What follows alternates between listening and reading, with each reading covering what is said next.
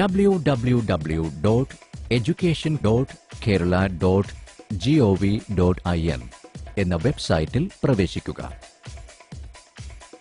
അവിടെ നിന്നും teachers package എന്ന ലിങ്കിൽ പ്രവേശിച്ച ശേഷം നിങ്ങൾക്ക് നൽകിയിരിക്കുന്ന യൂസർ നെയിം, പാസ്വേഡ്, നിങ്ങളുടെ സ്കൂൾ കോഡ് ഇവ നൽകിക്കഴിഞ്ഞ് ലോഗിൻ എന്ന ബട്ടൺ അമർത്തുക. ആദ്യമായി ഈ സൈറ്റിൽ പ്രവേശിക്കുന്നവർക്ക് അതാത് സ്കൂൾ കോഡ് തന്നെ യൂസർ നെയിമായും പാസ്വേഡായും ഉപയോഗിക്കാം.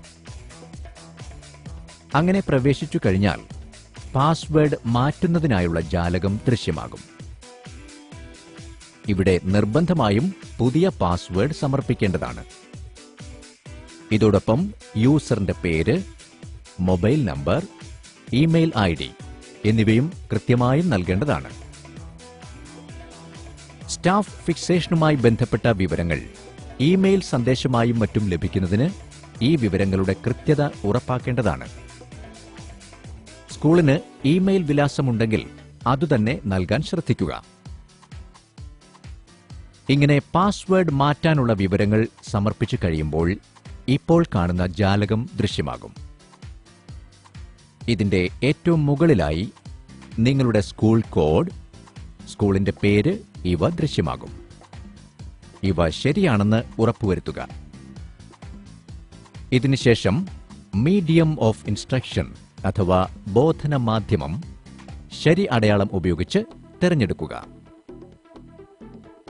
അടുത്തതായി നിങ്ങളുടെ സ്കൂളിന്റെ കളിസ്ഥലം ഉൾപ്പെടെയുള്ള വിസ്തീർണം കൃത്യമായി രേഖപ്പെടുത്തുക. വിസ്തീർണം നൽകുന്നത് ഏക്കറിൽ ആയിരിക്കാൻ ശ്രദ്ധിക്കേണ്ടതാണ്.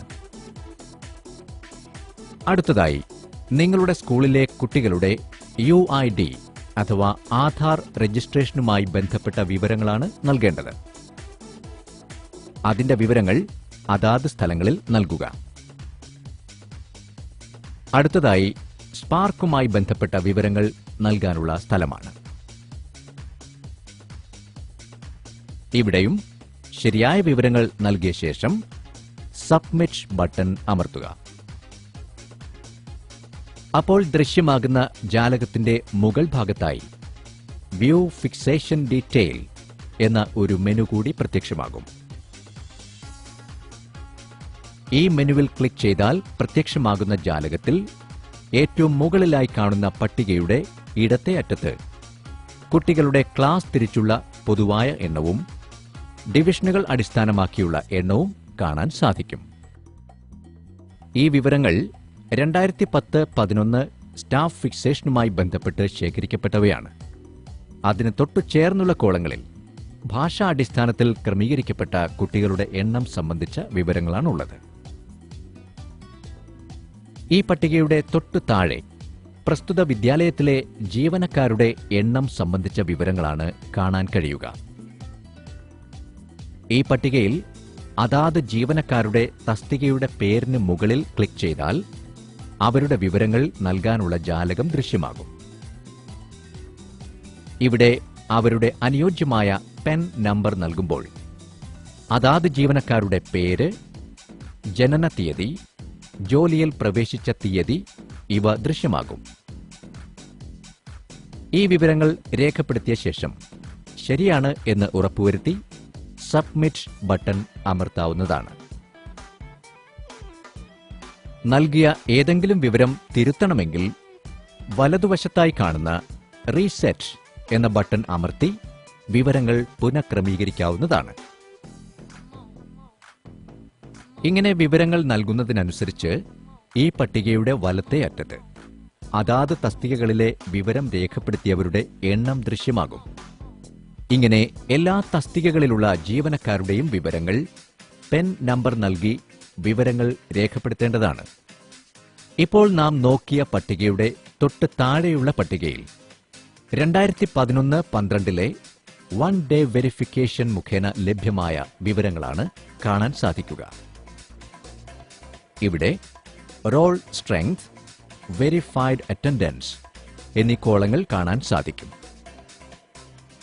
ഈ കാണുന്ന വിവരങ്ങളിൽ എന്തെങ്കിലും വ്യത്യാസമുണ്ടെങ്കിൽ ജാലകത്തിന്റെ ഏറ്റവും താഴെയുള്ള പട്ടികയിൽ കുട്ടികളുടെ എണ്ണവും അതാത് ക്ലാസുകളിൽ നിലവിലുള്ള ഡിവിഷനുകളുടെ എണ്ണവും തിരുത്തിയോ പുതിയതായോ നൽകാവുന്നതാണ്. ഈ വിവരങ്ങൾ ഇനിയും നൽകിയിട്ടില്ല എങ്കിൽ അതാത് സ്ഥലങ്ങളിൽ രേഖപ്പെടുത്താവുന്നതാണ്.